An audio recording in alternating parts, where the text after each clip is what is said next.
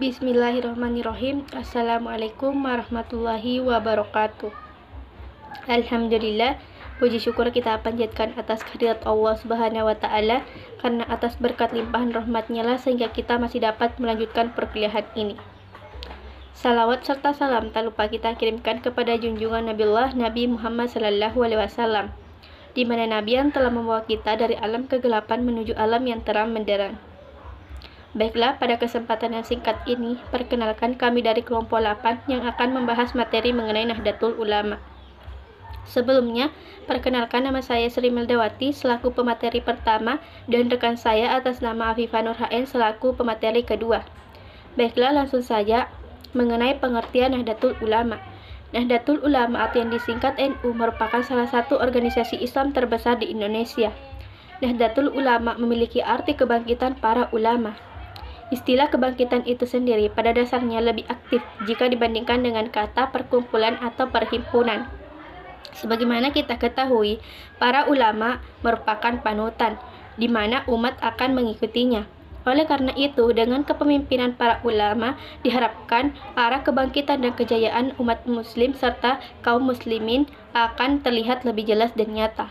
Kemudian, mengenai sejarah berdirinya Nahdlatul Ulama.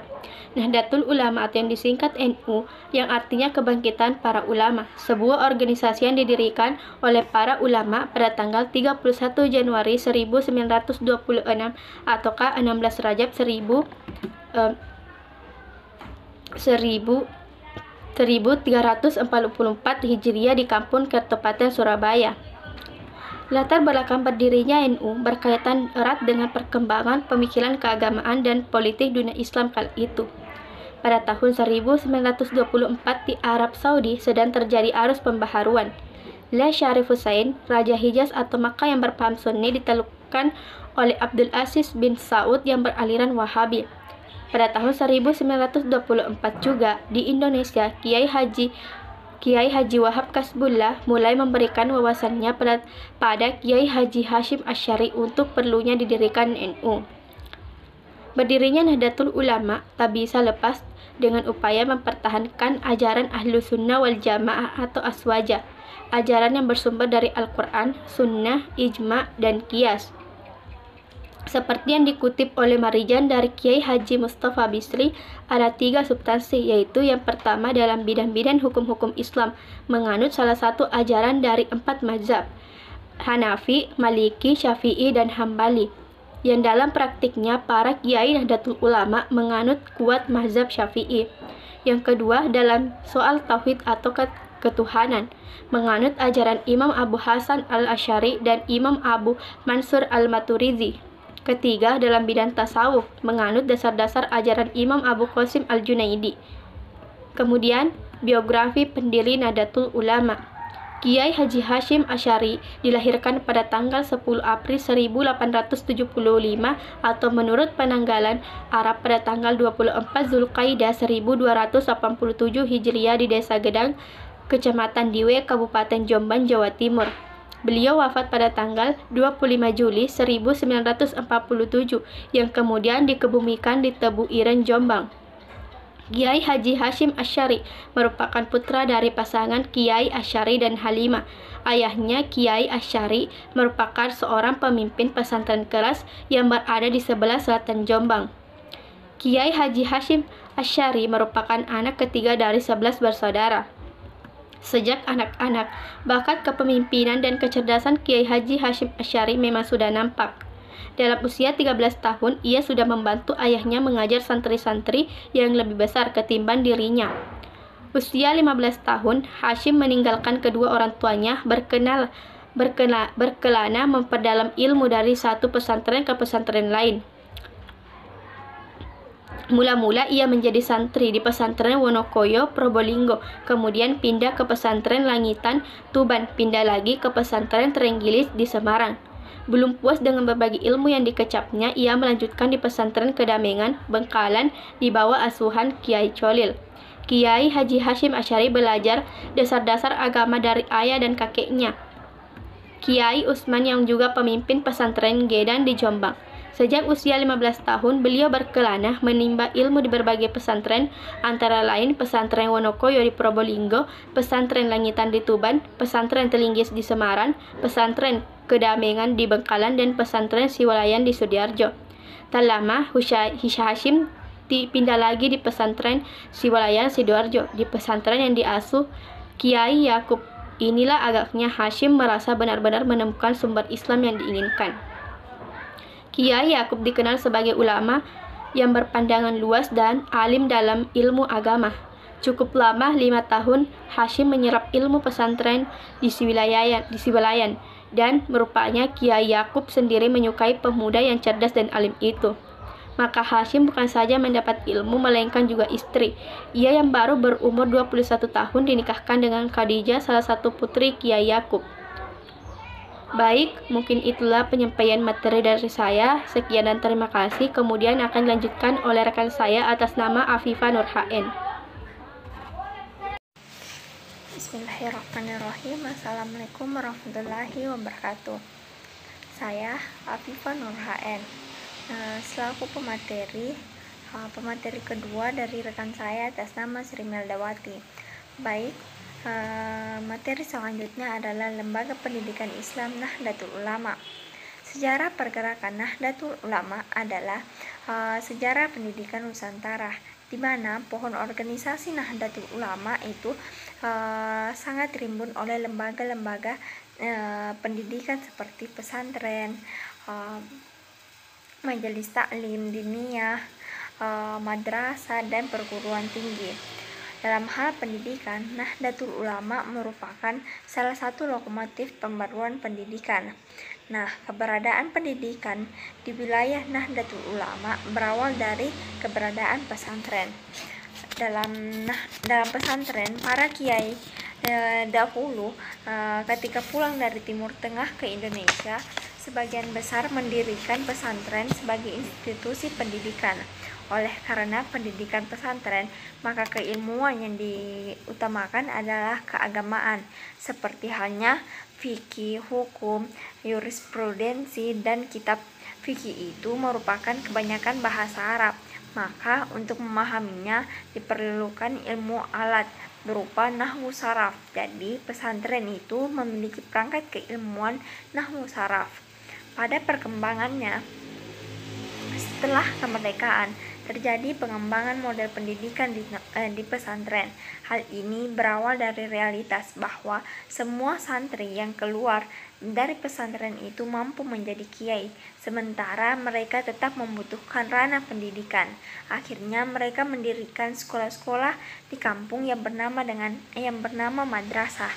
Jadi madrasah itu sebenarnya keberlanjutan dari pesantren.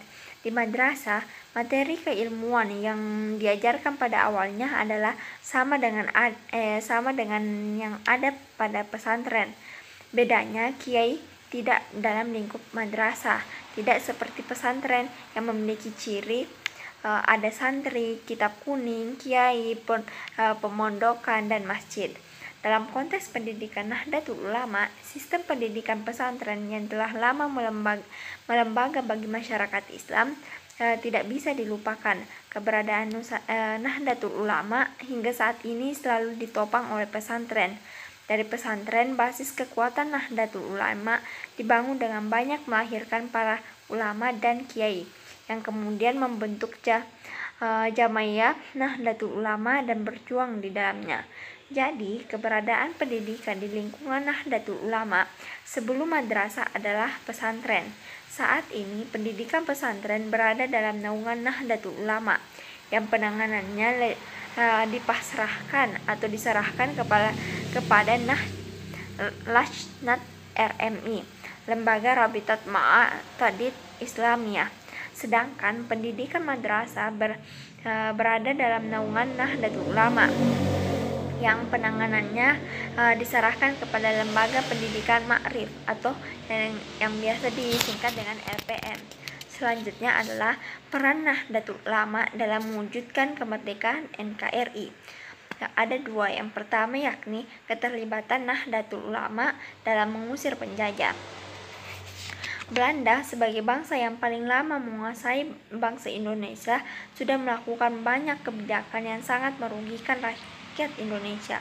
Sikap kolonial Belanda telah menumbuhkan benih-benih ketidakpuasan bangsa Indonesia sehingga para pemuka agama menghimpun kekuatan melalui dunia pesantren, diantaranya adalah Nahdlatul Ulama. Ditambah adanya beberapa program Kristenisasi yang digalakkan oleh penjajah Belanda di bumi Nusantara ini menjadikan Nahdlatul Ulama bangkit menghimpun laskar-laskar kekuatan atau Hizbullah untuk melawan Belanda yang dianggap kafir dan zolim. Nahdlatul Ulama dan segala kekuatan yang ada pada tingkat komunitas masyarakatnya secara menyeluruh memberikan pengaruh yang mengakibatkan munculnya kelompok baru yang disebut dengan ulama dan santri, yang kemudian karena kekuatan Nahdlatul Ulama ini semakin lama dan semakin kuat, maka oleh penjajah Belanda ingin dijauhkan dari pengaruh politiknya. Menurut Alam Syaratu Perwira Negara, pandangan dan cara hidup Islam yang memunculkan ulama dan dengan pesantrennya dinyatakan tidak hanya mengadakan perubahan sosial saja, namun lebih cenderung menumbuhkan revolusi sosial sebagai perubahan yang radikal dan meluas yang berdasar pada perubahan sikap mental. Arus perubahan seperti ini pada gilirannya mendapatkan tantangan baru, yakni adanya agresi perdagangan dan agama yang dilancarkan oleh imperialis barat. Menjawab tantangan ini, para ulama bekerja keras untuk membina santri agar memiliki sifat combative spirit, yaitu semangat siap tempur. Jadi pesantren yang tadinya merupakan lembaga pendidikan bertambah fungsi sebagai tempat kegiatan pembinaan pasukan sukarela yang akan disumbangkan untuk mempertahankan agama, bangsa dan negara kesatuan Republik Indonesia. Menurut Thomas Stamford Raffles, ulama merupakan kelompok intelektual yang sangat kuat dan membahayakan di tangan penguasa-penguasa pribumi dalam rangka melawan penjajahan Belanda, dan kelompok ulama senantiasa aktif menggerakkan perjuangan dan memberikan spirit untuk melakukan pemberontakan pada penjajah Belanda. Kelanjutan dari pengaruh ulama yang demikian luas tersebut tidak hanya terbatas di bidang politik dan militer saja, melainkan meluas juga terhadap ekonomi yang telah meninggalkan bekas-bekasnya, baik berupa aktivitas perdagangan, menukar barang ekonomi, kegiatan perniagaan lain yang produktivitasnya untuk menopang perekonomian keluarga dan perjuangan agama. Pasar tidak hanya merupakan kegiatan jual beli barang dagangan, tetapi juga dijadikan sebagai arena dakwah, sehingga kegiatan pasar sangat dipengaruhi oleh hari-hari besar Islam. Jadi, Islam sebagai agama yang disebarkan di Indonesia oleh para ulama memiliki peran yang positif dalam menunjang kegiatan sosial, politik, ekonomi, dan perdagangan. Selanjutnya, peran ulama dalam perjuangan kemerdekaan Republik Indonesia tidak hanya sebagai pengobar semangat santri dan masyarakatnya, akan tetapi juga bertujuan mempengaruhi pemerintah agar segera menentukan sikap melawan kekuatan asing yang ingin menggagalkan kemerdekaan negara Republik Indonesia. Jauh sebelumnya, yaitu masa penjajahan Jepang atau pendudukan Jepang, kaum ulama dan santrinya sudah siap menyusun kekuatan Laskar Hizbullah atau yang disebut dengan Tentara Allah dan Sabilillah atau Jalan Allah, yang didirikan menjelang akhir pemerintahan Jepang dan mendapat latihan kemiliteran di Cibarusah, sebuah desa di Kabupaten Bekasi, Jawa Barat. Laskar Hizbullah berada di bawah komando spiritual Kiai Haji Hashim Asy'ari dan secara militer dipimpin oleh Kiai Haji Zainul Arifin. ketika Nahdlatul Ulama melihat ancaman terhadap negara yang sudah menyatakan proklamasi kemerdekaannya dan sudah mencapai konstitusinya sendiri, yaitu UUD 1945, maka pada tanggal 22 Oktober 1945 organisasi Nahdlatul Ulama mengeluarkan sebuah resolusi jihad. Namun, sebelumnya Nahdlatul Ulama mengirim surat resmi kepada pemerintah yang berbunyi, memohon dengan sangat kepada pemerintah Indonesia supaya menentukan sikap dan tindakan yang nyata serta sepadan terhadap tiap-tiap usaha yang akan membahayakan kemerdekaan agama dan negara Indonesia, terutama terhadap Belanda dan kaki tangannya, supaya pemerintah melanjutkan perjuangan yang bersifat fisabilillah untuk tegaknya negara Republik Indonesia yang merdeka dan beragama Islam. Adapun resolusi yang diputuskan dalam rapat konsul Nahdlatul Ulama se-Jawa itu berbunyi, yang pertama, kemerdekaan Indonesia diproklamasikan pada tanggal 17 Agustus 1945 itu wajib dipertahankan. Kemudian yang kedua adalah Republik Indonesia sebagai satu-satunya pemerintahan yang sah wajib dibela dan diselamatkan. Yang ketiga, musuh negara Republik Indonesia, terutama Belanda yang datang dan membonceng tentara sekutu yakni Inggris dalam masalah tawanan perang bangsa Jepang, tentu akan menggunakan kesempatan politik dan militer untuk kembali menjajah Indonesia. Yang keempat adalah umat Islam, terutama Nahdlatul Ulama, wajib mengangkat senjata melawan Belanda dan kawan-kawannya yang hendak kembali menjajah Indonesia. Yang kelima yakni kewajiban tersebut adalah jihad, yang menjadi kewajiban tiap-tiap muslim yang berada pada jarak radius 94 km. Jarak di mana umat Islam diperkenankan salat jamak dan qasar. Selanjutnya adalah resolusi tersebut akhirnya mampu membangkitkan semangat arek-arek Surabaya untuk bertempur habis-habisan melawan penjajah. Dengan semangat takbir yang diperpekikkan oleh Bung Tomo, maka terjadilah perang rakyat yang heroik pada tanggal 10 November 1945 di Surabaya. Adapun peran Nahdlatul Ulama selanjutnya adalah keterlibatan Nahdlatul Ulama sebagai panitia persiapan kemerdekaan Republik Indonesia. Keterlibatan Nahdlatul Ulama mempunyai arti penting dalam perumusan pembukaan Undang-Undang Dasar Negara Republik Indonesia yang terbentuk dalam panitia 9 dalam BPUPKI, yaitu Badan Penyelidik Usaha-Usaha Persiapan Kemerdekaan Indonesia tahun 1945 yang menghasilkan dokumen sejarah penting, yaitu Piagam Jakarta. Piagam Jakarta adalah cikal bakal materi pembukuan UUD Undang-Undang Dasar 1945. Oleh karena materi Piagam Jakarta kemudian dijadikan materi pembukaan pembukuan Undang-Undang Dasar 1945. Piagam Jakarta berisi pula kalimat proklamasi kemerdekaan Indonesia yang dinyatakan pada tanggal 17 Agustus 1945. Persiapan yang dilakukan oleh para tokoh bangsa, termasuk salah satu perumus Pancasila yaitu Kiai Haji Abdul Wahid Hasyim. Dari kalangan tokoh agama, beliau melakukan langkah dengan menggelar rapat di Taman Raden Saleh, Jakarta pada tanggal 13-14 September 1944. Sebulan kemudian, Masyumi mengadakan rapat khusus dengan kesepakatan untuk mengajukan resolusi kepada Jepang agar segera mempersiapkan umat Islam untuk siap menerima kemerdekaan.